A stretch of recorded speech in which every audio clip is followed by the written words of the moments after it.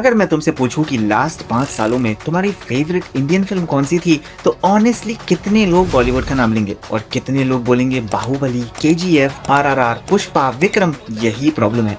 बॉलीवुड जो कभी Indian cinema का सिनोनिम था, आज वो एक ब्रांड बन गया है जिसको लोगों ने स्लोली अनफॉलो करना शुरू कर दिया है। और दूसरी तरफ साउथ सिनेमा है जो एक साल में इतने धमाके कर रहा है कि मुंबई के प्रोड्यूसर्स रात को नींद में भी पैन इंडिया का सपना देखते हैं। लेकिन रुको, मैं ये नहीं कह रहा कि बॉलीवुड खत्म हो गया, और मैं ये भी नहीं कह रहा कि साउथ सिनेमा इनफैलिबल है, क्योंकि भाई आदि पुरुष भी साउथ से ही आई थी, वो भी याद है ना। तो सच क्या है?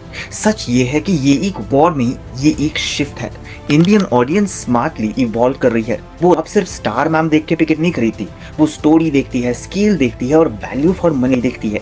और इस शिफ्ट के बीच कुछ साउथ फिल्म्स आने वाली हैं जो लिटरली इंडियन सिनेमा का लैंडस्केप बदल सकती हैं। वाराणसी, ड्रैगन, स्पिरिट, राका, जेलर 2, ये सब फिल्म्स नहीं के इवेंट्स हैं। तो आज इस वीडियो में हम ऑनेस्टली बात करेंगे अपकमिंग साउथ फिल्म्स का रियल इम्पैक्ट क्या होगा बॉलीवुड पे, कौन सा धमाका असली है और कौन सा सिर्फ हाइप, और सबसे इंपॉर्टेंट, क्या बॉलीवुड के पास कोई जवाब है? दोनों साइड सुनने के बाद तुम खुद डिसाइड करना। तो शुरू करते हैं वाराणसी से। अप्रैल 2027, महेश बाबू, एसएस राजामौली। भाई ये कॉम्बिनेशन सुन के ही समझ जाओ कि ये कोई नॉर्मल फिल्म नहीं है। राजामौली वो इंसान है जिसने बाहुबली से दुनिया को दिखाया कि इंडियन सिनेमा क्या कर सकता है। आरआरआर से प्रूव किया कि लैंग्वेज कोई बैरियर नहीं। अब वो महेश बाबू के साथ आ रहे हैं, एक साउथ फिल्म जिसका सब्जेक्ट नॉर्थ इंडिया का सबसे स्पिरिचुअल शहर है। पैन इंडिया कनेक्ट भाई सिर्फ टाइटल से ही सील हो गई। फिर आता है स्पिरिट, मार्च 5, 2027। प्रभास, संदीप रेड्डी वांगा, वही संदीप रेड्डी वांगा जिसने कबीर सिंह दिया, एनिमल दिया, जिसने कंट्रोवर्सी को भी अपना वेपन बना लिया। अब वो प्रभास के साथ आ रहे हैं। ये कॉम्बिनेशन डेंजरस इसलिए है क्योंकि दोनों का फैन बेस अलग अलग है और मिलके ये एक मैसिव फोर्स बन जाता है। सर दिस बहुत बड़ा बोझ वाला सवाल है सर, मतलब मेरे को 2000 मारना है। I have to beat Baahubali 2.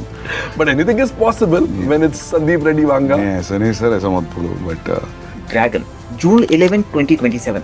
Junior NTR plus Prashanth Neel, वही प्रशांत नील जिसने केजीएफ को दिया, सलार दिया। अब वो एनटीआर के साथ आ रहे हैं। एनटीआर का स्क्रीन प्रेजेंस आरआरआर में पूरी दुनिया ने देखा। जापान में उनका एक अलग ही क्रेज है।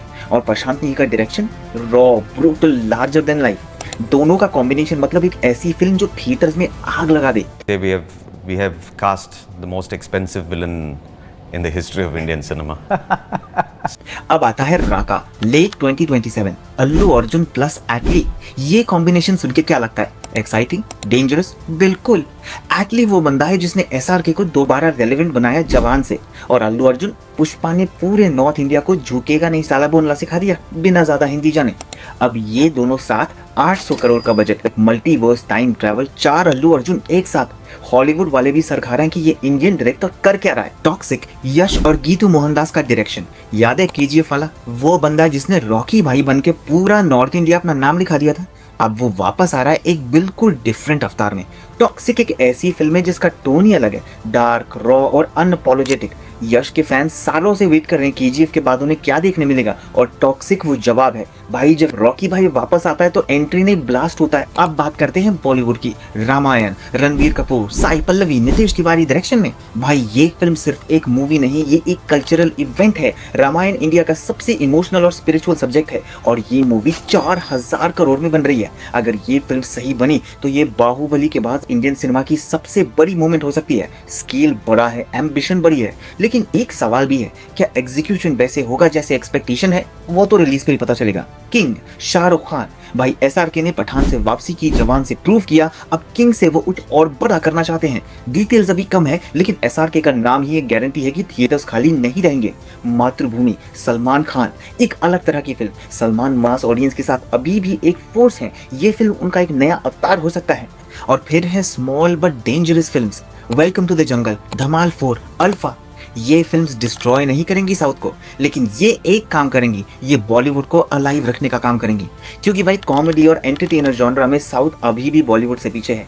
ये बॉलीवुड का लास्ट स्ट्रॉन्ग होल्ड है, और ये फिल्म्स उसी स्ट्रॉन्ग होल्ड को डिफेंड करेंगी। और एक बात जो ऑलरेडी हो चुकी है उसे भी इग्नोर मत करो। धुरंधर और धुरंधर रिवेंज दोनों सुपर हिट ब्लॉकबस्टर रही। इसका मतलब ये है कि बॉलीवुड में अभी भी टैलेंट है।